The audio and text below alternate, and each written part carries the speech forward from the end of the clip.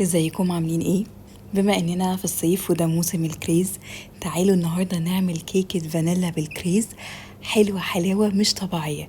تشربوها الصبح مع كوباية شاي او كوباية لاتيه، هتبقى خطيرة، هشة وخفيفة وفي نفس الوقت طعمها رهيب، وفي نفس الوقت برضو ما بتاخدش مجهود.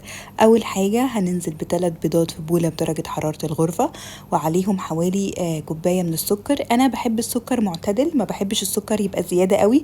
لو انتوا بتحبوا الحاجة مسكرة قوي زودوا ربع كوباية كمان. وهنضرب البيض والسكر كويس جدا لحد ما نلاقي ان لون الخليط بقى فاتح، والسكر ما بقاش باين من البيض. وبعد كده هننزل عليهم برشة من الفانيلا ونديلها كده ضربة. وبعد كده هننزل عليهم بحوالي نص كوباية من الزيت، ربع كوباية من الزبدة. في ناس بتحب تخليها زيت بس، وفي ناس بتحب تحط الكوباية لربع كلها زبدة، مفيش اي مشاكل. شوفوا انتوا بتفضلوا ايه واعملوه. برضو كل مكون بنحطه بنديله كده تقريبا قبل ما بنحط المكون اللي بعده. وبعد كده لما نقلبهم حوالي حاجة بسيطة نص دقيقة، هننزل عليهم بكوباية الا ربع من اللبن.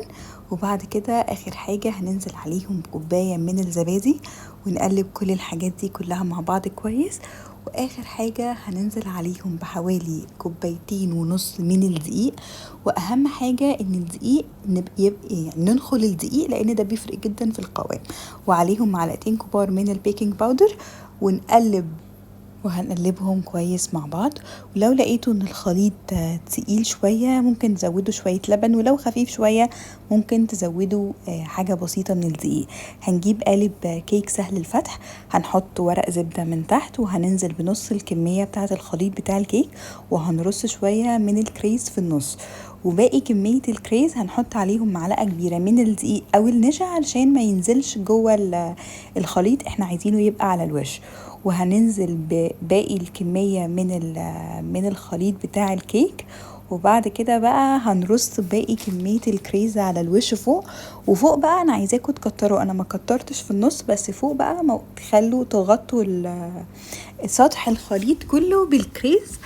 وبعد كده انا كنت مسخنه الفرن على درجه حراره 180 مسبقا. هنحط الخليط ده من 40 ل 45 دقيقه، وبعد ما بيطلع بنديله كده رشه سكر باودر. وحقيقي انتوا مش متخيلين اصلا، هو كفايه شكلها وطعمها وريحتها اللي كانت ماليه البيت. انا عايزاكم تجربوها وتقولوا لي رايكم، والف هنا.